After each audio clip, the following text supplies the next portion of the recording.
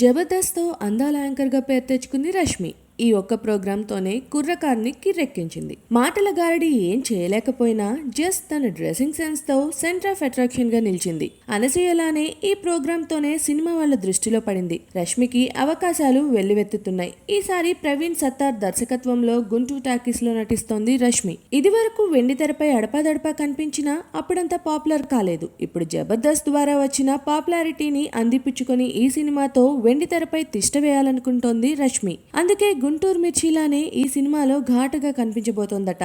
ఇప్పటి వరకు commercial hit దక్కించుకొని Praveen Sattar ఈ సినిమాలో రష్మి, శ్రద్ధాదాస్ క్యారెక్టర్స్ తో ఆ హంగుల్ని అద్దాడు. శ్రద్ధాదాస్ ఎలాగో హాట్ బ్యూటీనే. ఆమెకు పోటీగా రష్మి కూడా తన అందచందాలతో మత్తెక్కిచ్చిందట.